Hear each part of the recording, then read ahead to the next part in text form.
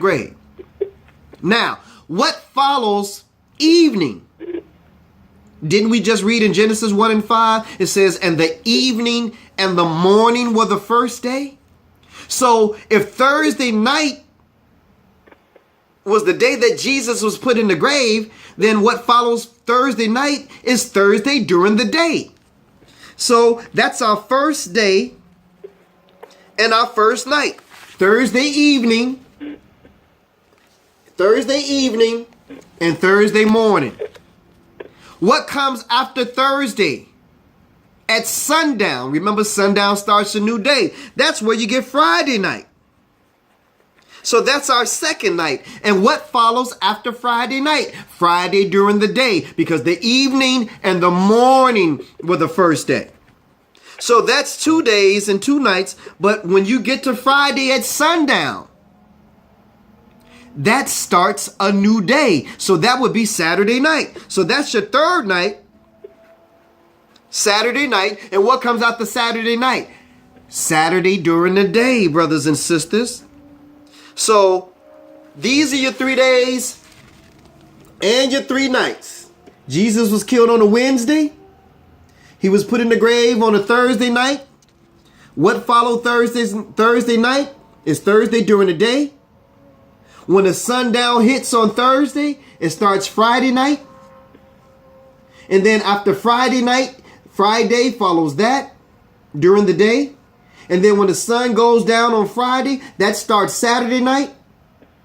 And what follows Saturday night? Saturday during the day. Those are your 3 days and your 3 nights, brothers and sisters. But we're going to confirm this with Matthew, the 28th chapter. Let's go to Matthew, the 28th chapter, and let's confirm those 3 days and those 3 nights. Tonight's lessons, brothers and sisters, is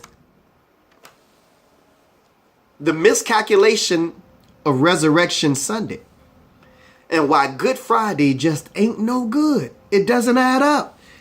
It doesn't calculate. So Matthew 28. And remember, brothers and sisters, Sunday is the first day of the week. Let's read what happened when Mary Magdalene and Mary, the mother of Jesus, went to the grave site where he was buried. Let's go ahead and read Matthew chapter 28, verse 1. Go ahead, my brother. In the end of the Sabbath, as it began to dawn towards the first day of the week. Stop right there. In the end of the Sabbath, not the beginning of the next day, but in the end of the Sabbath, as it began to dawn toward the first day of the week. What happened at the end of the Sabbath as it began to dawn during the first day of the week, Brother Joe? What happened? Mary Magdalene and the others, Mary's seed. Came Mary Magdalene and the other Mary. Go ahead. And behold, there was a great earthquake, for the angel of the Lord descended from heaven and came and rolled back the stone from the door and sat upon it. So, brothers and sisters, Mary Magdalene and Mary, the mother of Jesus, went to the sepulcher while it was still Saturday. It was ending Saturday during the day, and it was approaching the sundown. And remember, once that sundown hits, that starts Sunday, the first day of the week. But that ain't here yet. They went to the sepulcher. An angel appeared to them, descending from heaven, rolled back the stone. And let's go to verse 5. And let's see what the angel said to Mary Magdalene and Mary, the mother of Jesus. Verse 5 and 6. Go ahead. And the angel answered and said unto the woman, Fear not ye, for I know that ye seek Jesus, which was crucified. He is not here, for he has risen, as he said. Come see the place where the Lord lies. So, brothers and sisters, Jesus was already gone.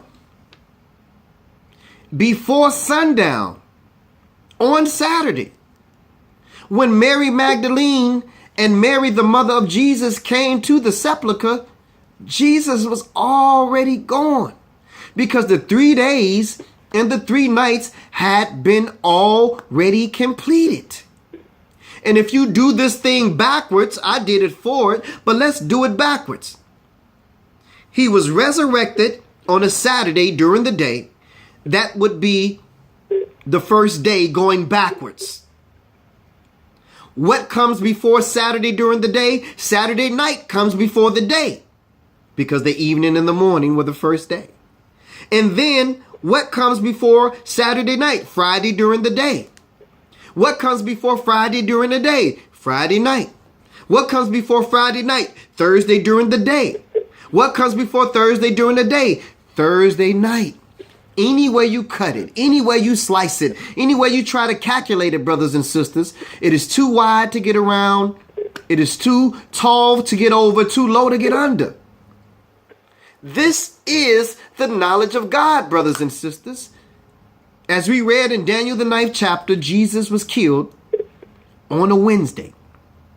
But because it was the day of preparation, the first day of the Feast of Unleavened Bread, which was a high Sabbath, they could not do the work of preparing the body to be buried during the day. So they had to wait until the sun went down.